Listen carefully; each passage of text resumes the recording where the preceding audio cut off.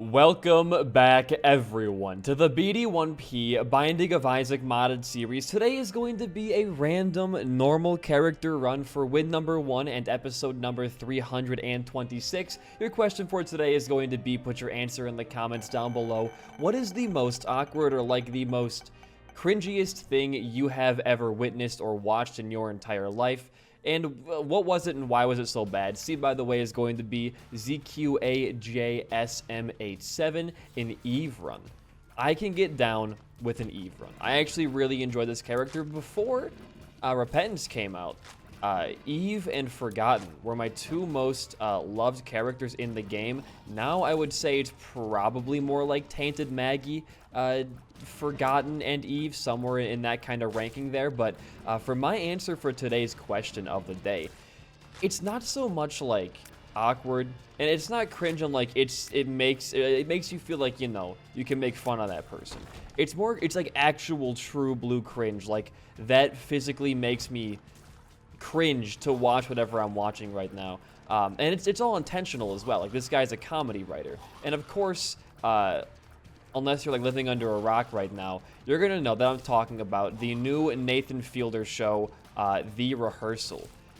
Nathan Fielder is a comedic mastermind, and it's not just him. It's what he does for work. It's the people he finds to help, you know, support his comedic act and things like that. He truly is a visionary. You might know him from his previous show called Nathan For You, where he would find these out-of-the-box ideas to help struggling businesses, you know, get their sales back up and make more money in this trying economy. And it sounds like a very simple, potentially, even... You gonna come after me, dog? I gave you the perfect opportunity for that.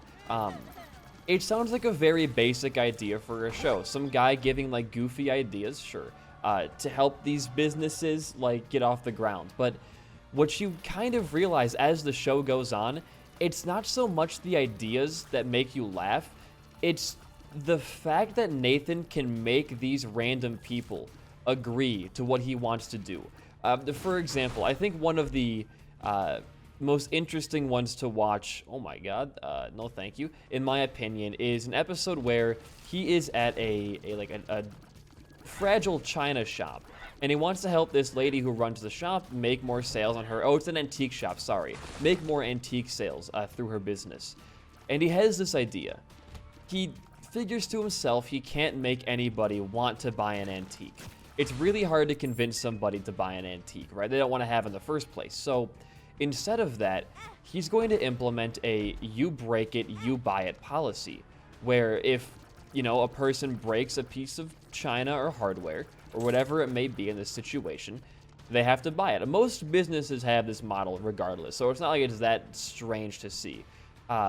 But to put this thing into effect and to make it, you know, actually work, ooh, there's some very interesting stuff in this room. All pickups in a room are destroyed, and the 8 most...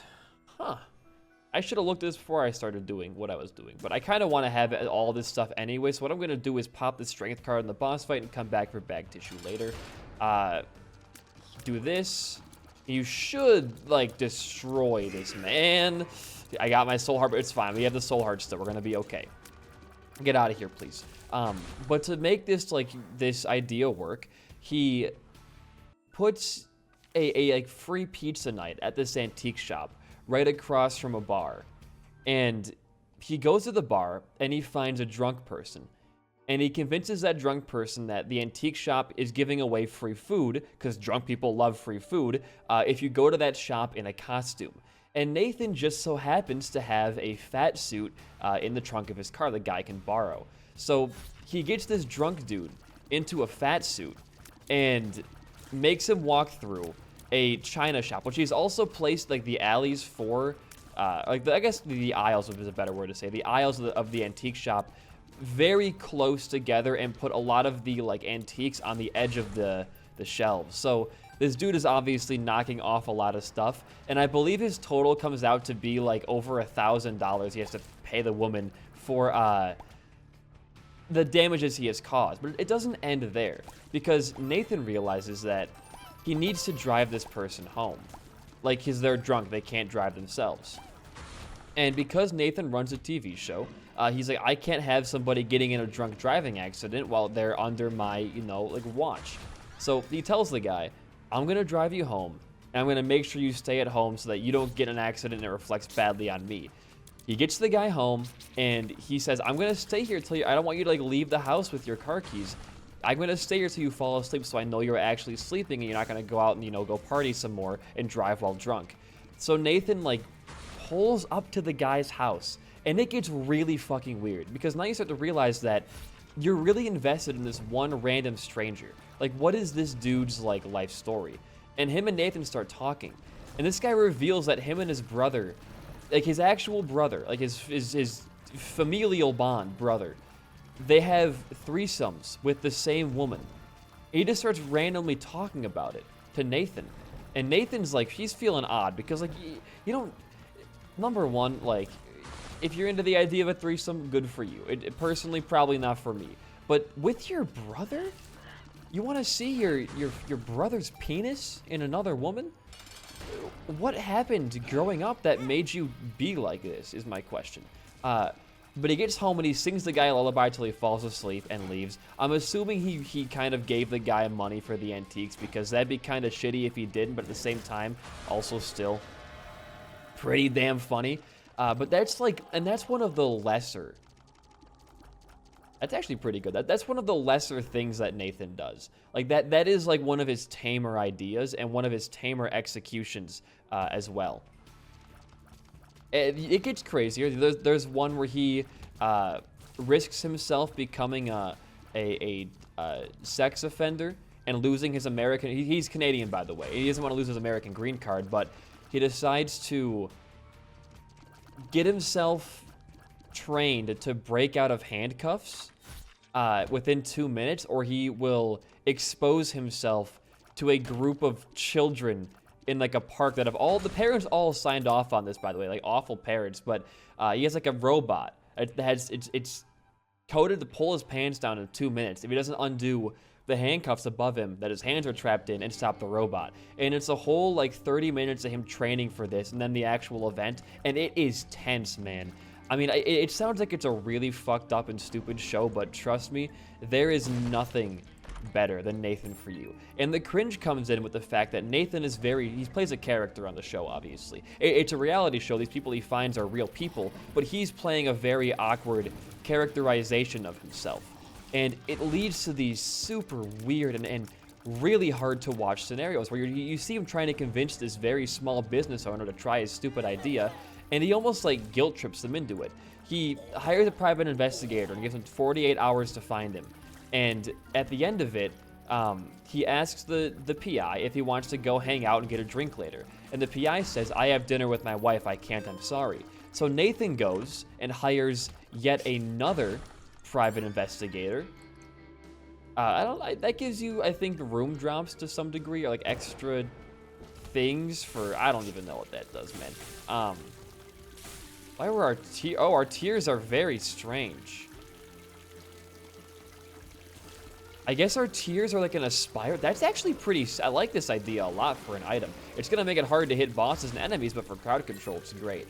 But he hires another PI to see if the first PI was being honest with him, or if he just really didn't want to hang out with Nathan. And the whole gimmick of the show is he's always just trying to find an actual friend because he has no real life friends. And it's just I cannot recommend this show enough to any of you. If you're fans of the Turtle Melon and his Isaac and roguelike series, he is a huge fan of this show as well. I believe Merm put me onto it back in 2018. The show had already ended by that point. It's 4 seasons long, but it is well worth your time. Can I go in here? Is it old challenge room rules? It is old challenge room rules. Chocolate, speed, and damage. You can't go wrong with that now, can you? There is a Tainted Subhorf down here. I gotta be a little bit careful. But, TLDR, please, God, go watch the show. That was terrifying. That should not have hit me. I'm calling bullshit on that one. Get it in there. We're gonna need more bombs for this. We do not deal enough damage to take down half the enemies / bosses in this game. What is that weird clicking sound that keeps happening? You guys hearing that too? It's when the thunder claps in this floor. It's like a really loud, like, bang. It might just be my cats in the other room, like, fighting. I have no idea. But it's really hard to watch a lot of these episodes because of just how awkward socially Nathan is and how uncomfortable he makes everybody else in the room with him. And I gotta say, ooh, wow, that's my favorite item in the whole game, and I wasted a key. All right, epic, dude, very, very epic. I'm gonna go. That sound, I've never heard that before. I'm losing my mind, it feels like. Good. At least our tier rate is like really, really good with kidney stone plus this spinning wheel. That I can get behind, but I guess it's like naturally an 11. That's really, really good. If we get like a tractor beam on this run, we have probably broken everything like wide open. Please? Okay, dead. Hoping for no deal. I don't really have the HP to warrant spending on it, but I guess with Curse of Blight, we should know what the item is regardless. Lord of the Pit and... I don't even know what that is. I'm gonna probably buy it, though. That sound, man. It's Gimpy. That's actually, you know what? I would have bought that either way. I'm happy to see it. I'm very happy to see it. But it's on HBO Max, or maybe it's on Hulu. I think it's on actually Hulu and HBO Max. But please, God, go watch Nathan For You. But he had another show come out recently called The Rehearsal. And it might even rival Nathan For You in its just like insane idea behind the show. So instead of him trying to help out small business owners in this show, what he instead seeks to do, ooh, could be huge. It was not that big. We could have bag tissue here. I'll do it. Hey, we get a damage? No, we get a range up. Hey man, I'm not gonna complain about a stat up right there. For some money, that was pretty all right. But the idea behind this show is that it's hard to be prepared for everything in life. And what Nathan seeks to do is find a person who wants to try something new or has a very nerve-wracking experience that they want to try. And he wants to emulate that before it happens and rehearse it over and over so that that person will not be scared of that event anymore. And again, it sounds like a very simple and not weird premise at all. But I'm going to give you the first episode with spoilers, so be a little bit cautious here if you want to watch it. Either way, like, even if you get spoiled, it's still worth watching it just for, like, the wow factor. But Nathan finds a guy who is in a trivia club, and this guy has been lying. I'm bad at this. Hey, thank you, Gimpy.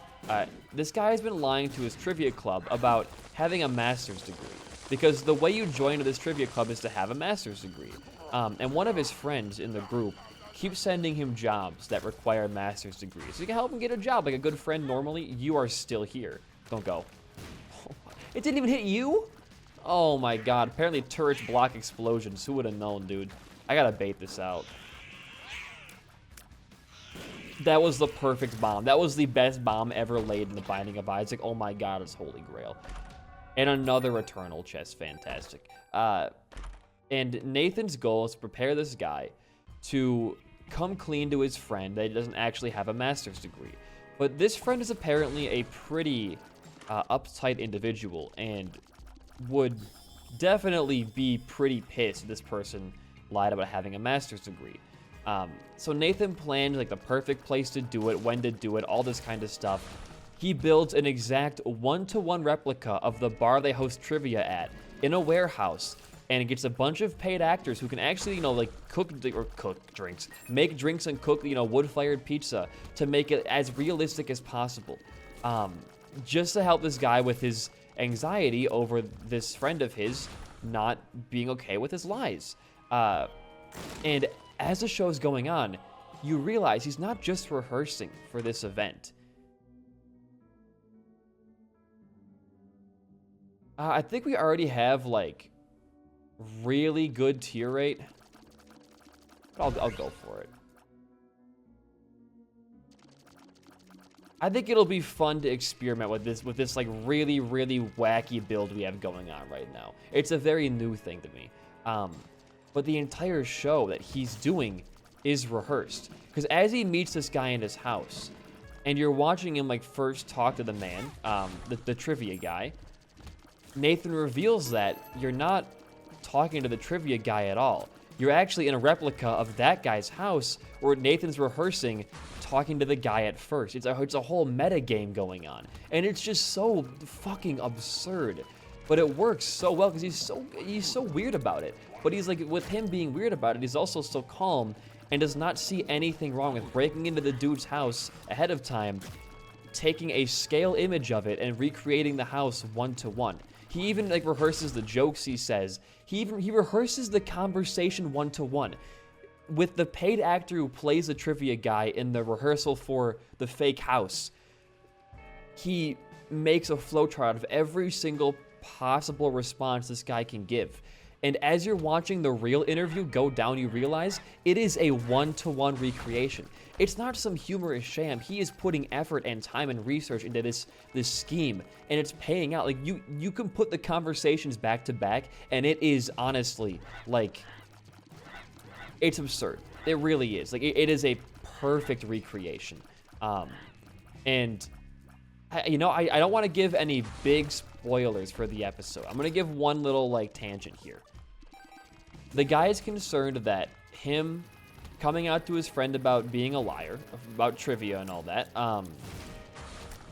will mess, because they're going to be at a trivia night when he's revealing this to them. He doesn't want to lose trivia because of this added stress he has on top of him. It's fair enough. Trivia is very important to this guy. You don't want to, obviously, what would it be? Like, lose trivia because you want to admit you lie to your friends. But the guy also says he is strongly against cheating at trivia. Beautiful room. That's like against his moral principle right there. So Nathan is going to help the guy cheat without him knowing he's cheating. What he does is pose as a owner of a blog and goes to find the guy who runs the what is it? Like the trivia nights, and say, hey, my blog readers want to play trivia from their homes, but we can't live stream because it requires a stable internet connection. Can we pre-record all of your trivia answers so my bloggers can watch it at home? And he gets the guy to list off his exact questions for the night to him. So he has a recording of every single question and answer for trivia. Then, throughout the next week of rehearsals for the big event, another deal. Gee willikers. We're going to lose a Red Heart container, but it will be extremely worth it. We're also going to lose our tiers bonus there. But trust me, it's going to be really, really good for us. You move on down here. You keep on going down. Throughout this week, when they're hanging out and, rehearsing stuff, I hit my mic there, sorry. He kind of sprinkles in a little bit of that trivia knowledge, so when the guy goes to trivia, he knows all the answers subconsciously. And there's some pretty funny ones in there, like him, being like, look at that weird bike on the ground. That's a low-riding bike, whatever the name for those, like, tricycles that Squidward drives in SpongeBob, whatever that name is. It's like that thing. But the absolute one that made me roll on the floor, like, almost crying out of laughter, was a joke that was used in Nathan For You once as well. But they're going on a walk together. There's a policeman in front of a building with a bunch of caution tape. And Nathan, very, terribly acted, asks the policeman, oh no, what's going on here? And the policeman answers, there's an active shooter in this building. And then he pauses and goes, it's days like these, I curse the Chinese for inventing gunpowder. And then it flashes forward to the trivia night, where the trivia guy asks, which country invented gunpowder? And the guy's like, oh, it's the Chinese, duh. And then just the lengths he goes to these bits and the absurdity of them. Like, an active shooter in the building? Like, how does this guy not see that he's being duped right now? And eventually Nathan reveals to the guy that he was helping him cheat at trivia, and the guy goes, you're an awful person. I despise you. That was against my morals, and I never want to see you again. And Nathan goes, but it went pretty well, right? And the guy's like, oh yeah, it went really well, actually. You're right. It did go pretty well. But it's just, like, it is so hard to believe that none of these guys are in on the joke. But they're not. Because if there's one thing that Nathan isn't, he's not a liar. Nathan is a very truthful guy. When shit goes bad on his show, he shows the entire thing. And out of every, reality TV star that exists, I do trust his moral principle. And I trust that he would not, intentionally mislead his viewers in a way that would make his show do better as a result. He's no seatbelt psychic, if that makes sense to you. But I don't know, man. Rehearsal episode 2 was helping this lady, like, have a baby, and it was just so fucking funny. Like, oh my god, it's me and my girlfriend Desi. We like a lot of the same shows and stuff like that. But when it comes to our, like, taste and things we really, really enjoy, like, not just, you know, like, it's very different. Like, me and Desi have very different movie choices, besides a couple of staples. We both love The Shining, obviously, and we liked a lot of the horror movies we saw in theaters and stuff. They were good. But when it comes to things we really, really enjoy, our deep interests, they're very separate. Nathan For You is the one thing we will both obsess over constantly. Like, when the trailer for The Rehearsal came out, I swear to God, I like, hit pause on OBS, ran into the bedroom, was like, Desi, a new Nathan Fielder show is coming out. And she lost her shit. Like, it's so goddamn beautiful. It really is. And I hope that I can get at least, like, half of the people watching this who haven't seen it already to go and, like, get HBO for a free week. Then you could binge all of Nathan For You in a day and not be bored. And it is just, it's incredible. It is the best comedy on TV. I know I talk about how much I love Barry a lot, but Barry really isn't comedy when you get down to it. It's a very depressing show. I also finished Barry recently. I didn't, like, finish him. I finished the show, Barry. What are these? You know what? Only cowards don't take pills. See, look at that. What could possibly go wrong? I even gulped nothing there. It's beautiful. I finished Barry recently, and it was really good. I really, really liked a lot of Season 3. I wasn't a ginormous fan of the ending. And I think the reason is because I was watching it on a train. I had the episode pre-downloaded there. And Barry is a show that is very, like, close to me. Like, it became one of my favorites immediately. And I think watching it on that tiny of a screen and not being able to laugh at the jokes out loud or, like, feel emotional because you don't want to be a weirdo in public, it hindered my enjoyment of it quite a bit. But overall, man, like, it was Season 3 just brought everything I loved from Seasons, 1 and 2 and just doubled down on that. Character-wise, acting-wise, writing-wise, it was beautiful. It honestly was. But I'm waiting for Season 4 to come out. I know it's confirmed already because the actor for Gene Cousineau in the show says, oh yeah, I'm reprising my role as Gene, which is very surprising, honestly, because... spoiler real quick, I honestly, I thought he was dead, like, at least 3 times over in that season. But regardless of that, I cannot wait. And also, this is like the last time I'll be talking about Better Call Saul for a while, because Better Call Saul is also ending very soon. And it's a very weird feeling to me. Because I always say Twin Peaks is my #1 favorite show of all time. But I think that honor goes to Better Call Saul now. Because there has not been a show where I have paid for oh my god. Oh my god. Dude, this might be... Hold on. I found pills. Holy shit, dude. I mean, like, literally, another... 2 petrified poops? Wait, can I double these up and get... Can I get, like, double petrified poop drops? There's no way. This is absurd. I want to not grab as... I want to, like, see how much these 4 poops will drop us. Oh my god, soul hearts. Hold on. One last poop to go here. Come on, dude, just break. Look at all of this. We're gonna gain, like, 99 cents, like, 8 spirit hearts, and 6 mortgages on my house. This is insane. I've only ever seen 2 giga poops in this game before, and now I just saw 4 in one room. Okay, yeah, well, that's pretty cool. But I paid for AMC Plus just to be able to watch Better Call Saul in, like, 1080p every week when it comes out. I've never, like, had a show where I've waited for one of my friends who's not Desi to watch it with me. Me and Aldog watched the premiere of the second half of Season 6 together at his house. It's just... It's a show that, whether you want to admit it or not, is written there 2 items in here? Oh my god, there are 2 items. Is written better than Breaking Bad by... I mean, Breaking Bad's a fantastic, amazing show. But it beats out Breaking Bad in almost every margin to me. I feel like it is much harder to write a show like Better Call Saul, where characters have to be written out before the ending because they aren't in the sequel show, excuse me, and do it as cleverly as they've done here. I honestly care for the Better Call Saul, like, borderline one-off characters than I do for a lot of the Breaking Bad cast. I'm going to watch Breaking Bad again once Better Call Saul ends and get my full opinion on that matter right there, but I can tell you right now that Better Call Saul is absolutely, I think, the best show I've ever watched. I'm talking like compositionally and out of just like enjoyment. It is the best and I think my favorite show I've ever seen. And I fucking adore. I have a Twin Peaks tattoo right here. I love Twin Peaks so much. But it's a show I can't rewatch, and therefore the recency bias, oh my god, will always reign true. And I'll probably talk about Better Call Saul once it ends. I'm not going to give like a spoiler discussion on it until like a week after so everyone can catch up and watch the full episode. But I don't know. I've already cried twice watching Better Call Saul. I didn't cry a single time watching Breaking Bad.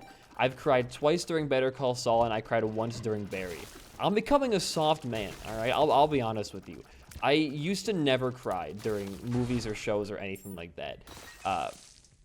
In fact, I think I've never cried? I don't know what the crowed. I've never cried during anything like that. Oh, hello, beautiful. Ever. Up until I watched a movie called A Marriage Story, and the ending made me cry a little bit, and I was just, like, depressed. I cried during the scene in Barry where... Shoot, what was the scene? It's been a minute. Hold on. I didn't mean to do that. Sorry, gamers. Sally wins the big award, and then I forget what happens with Barry while that's happening. But it did make me tear up because of just how sad I was. And then in Better Call Saul, huge spoiler here, by the way. Newton, like 15 seconds. 3, 2, 1. When Kim and Saul broke up, man, it got me. And then also the episode before that where they shot Howard and he died. That made me cry too. I didn't like Howard that much, but just the reaction from Saul and Kim. That's like an Emmy-worthy performance right there. It might be some of the best acting I've legitimately ever seen. And I'm not exaggerating. The expression on Kim and Saul's face legitimately might be the best acting I have ever seen. No exaggeration. That was true, genuine fear. That was years and years of character build-up right there. And in one giant... Oh, Red King does not matter for us right now. Don't be fooled by its temptation. It's going to give us one extra trap door. It's not worth the big tier rate loss, which we could probably potentially never make back up. If that was going to be all soul hearts, I would buy that. You know what? Fuck it, dude. I'll buy it. Stop making things so complicated on yourself, you weirdo. Did we missed our item room. I could go back out, but I'm not going to be a little bitch about it. I could have diplopia'd. You know, my brain. But seriously, like, I just blew me away. TV's good right now. TV's great. I'm about... I don't know how far. I just finished season 7 of The Walking Dead. Just started season 8, episode 1 last night. Really, really liking the show still. I know, again, it's going to get not great very soon, but I don't know. I have a weird tendency. When like people tell me that shows get bad after X point, I still tend to enjoy the show a decent amount. I think it's because, like, people want the show to go the way that they think it should in their head. And when it doesn't, they get mad that the writers have different ideas of how their own world should be built. And, you know, it is, like, to each their own. If you don't like what they're doing, that's completely fair. But I think a lot of the times, if, like, a big reveal, it can go one or two ways. You know, X character is dead, X character kills the other character. I think when that goes to the opposite direction of what the viewer wants, we're too quick to write off that as a bad choice and a lazy choice, instead of letting that choice play itself out and have its own repercussions. And a lot of The Walking Dead has kind of been like that. Because one of my friends, her name's Elise. Shout out to Elise, a good friend of mine. That was the wrong move, I think. The Walking Dead is her favorite show of all time.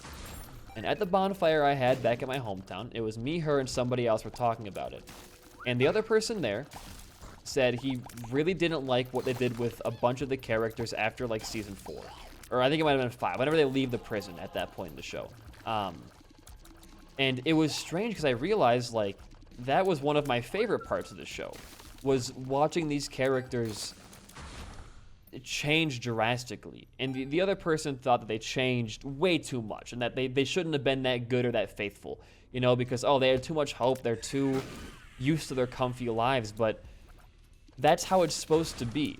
If a show will always make you happy and always make the fan servicey choice, there's never any fun in watching that show besides, like, soy jacking, like, oh, look at that, oh, when it happens. That's the only thing then. A show has to take some risks and do some out-of-pocket stuff to keep it interesting, and also to let the viewer know that you can't call everything. And I really appreciate that about The Walking Dead. And I've already been spoiled in the big twist a couple of times. The show's like how many years old now? I'm not going to avoid spoilers for that long, right? It's going to happen. Wow, the Red King didn't even work. Never mind, I invisible trapdoor. Okay, great. That was a really cool thing to have happen in their game. Maybe it's my own mod pack fucking with the textures there, but whenever the show pisses me off, The Walking Dead, which it has plenty of times, they always tend to bring it back, and it has gotten, I'll admit, oh my god, it's gotten pretty dumb recently. Small walking, like, it's not that big, it's a very tiny spoiler, but if you care about that, mute for a minute once again, give me like 20 seconds to explain. There's these 4 towns, and there's this group that owns these 4 towns that Rick is a part of. The town, not the group. Rick's part of the town. And this group is called the Saviors. They're very bad people. The Saviors, they suck balls. They're awful people. And there's a scene where the Saviors are about to kill Rick's son because Rick tried to kill them. He had a whole army ready, but the army betrayed him to be with the Saviors. And right before the bad guy swings the bat to kill Rick's son, a tiger jumps out and tackles him. And it's because one of the side characters, one of the kings of the other town, has a pet tiger from a zoo he used to work at. But whenever they reveal some dumb shit like that man having a tiger, or even Michonne, staple character Michonne, she has a sword for her main kind of like weapon. Even when they introduce Michonne for the first time, I was like, fucking really? The way they do it is that a girl is trying to escape some zombies in the woods, and all of a sudden the zombies stop. And the girl turns around and sees a cloaked figure with 2 zombies on chains behind her and 2 swords in her hand or some shit. It was like an anime moment, and I was like, this is absurd. But then they kind of let you adjust to Michonne's character and be like, okay, it's not that absurd, it does make some sense, but the point here being is that we're way too quick to think a decision is dumb without letting the writers explain that same choice. And I think we should be a little bit more open towards stuff like that. Now again, if you find a choice to be dumb, whether it be the tiger or the anime swords or whatever, feel free to stop watching the show. I'm not going to fault you. It is pretty fucking stupid. Give the writers a chance. Give them a chance to right their wrongs and to make you get back into the swing of things here. Because the tiger shit's dumb. I'm going to admit it, the tiger shit pissed me off. I don't need any of this. We're going up. It pissed me off a lot. Because The Walking Dead is a serious show, but it knows how to have a little bit of fun. The tiger is a little bit too much fun. It goes in the border of, like, what a middle schooler would write if they were trying to write a quirky character. They have a pet. It feels like D&D. That's what it is. It's like, oh, so you walk into this town and this man's about to kill a kid. What do you do? Well, I'm going to summon my familiar tiger, and I'm going to attack the man. Okay, I want the whole party to roll for initiative, and then roll to attack. I rolled a 14, beats a beats. Okay, roll for damage. My tiger rolls for a 2d8 for a sneak attack. He's a rogue tiger. Or, sorry, it's 2d6 at that point, my bad. He's level 3 or 4, it's 2d6. I know my D&D, trust me. But it feels like D&D. And in a terrible way. Like, the part of D&D where you're just trying to fuck around. Which is not what a show should be. But I'm going to give it some more chances. I do really enjoy The Walking Dead. Speaking of D&D, did you guys see the new D&D movie got announced? Oh, it looks bad. I know I'm a pessimist about all this kind of shit, but oh man, it looks bad. I mean, I'm not gonna watch it anyways. Like, I didn't go and watch the World of Warcraft movie, but I wasn't gonna watch it anyways. But I'm just looking at it like, how do studio executives and things of that nature, how do they continually not know what viewers want to see? Like, I feel like anybody in their right mind that either likes D&D, I'm so bad at this game, that either enjoys D&D or doesn't know what the fuck D&D is like, is still not going to like this show. Because from someone who plays a bit of D&D, the show itself, oh, I hate this tier thing, man. The show itself, I'm still shooting, the movie, sorry, is not super accurate. And if you're gonna be making a movie for nerds, like, the least you can do is hire a team to make it somewhat accurate, you know? It doesn't look accurate. It looks visually fucking awful. Like, it's not like Thor: Love and Thunder awful, but it looks pretty damn close to that. I don't know, man. Like, I might go see it if I get, like, drunk enough one night and I'm like, I want to go watch a stupid movie. But I don't count on going to see that. We might die on this run, by the way. The chest is going to be our saving grace. The spinning wheel item was very fun, but it's pretty much now just like having Tiny Planet because of Eye of Belial, I feel like. Which is fine. I'm a Tiny Planet believer. Help. That hit me? I do no damage. Holy shit. Great. I do 0 damage. What even hit me? I'm actually confused there. I don't even know what would hit me there. I can't see anything. It's all my fault. Like, I'm not saying it's the game. It's all on me. But still. Does the guy breaking the ice statues open, does that hurt me for some reason? Because it's like his projectile? If so, I've learned a new thing today. It was on top of me.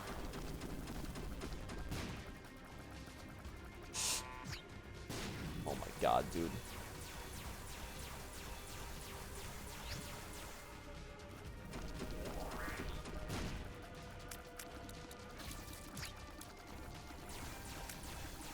We're probably dead. Bad place to be, huh? Bad place to be was in that corner where it hits both in the corner and below the corner. Well, that's our first, like, official loss in about 30 runs, it feels like. Either way, it was a fun run. We did well, just was not playing very good by the end there. Should not have bought Red King. It did nothing for us. But anyways, if you enjoyed the run and my commentary, a like and a comment goes a long way for a small channel like mine. In the meantime, though, guys, I have been BD1P. Peace out and goodbye.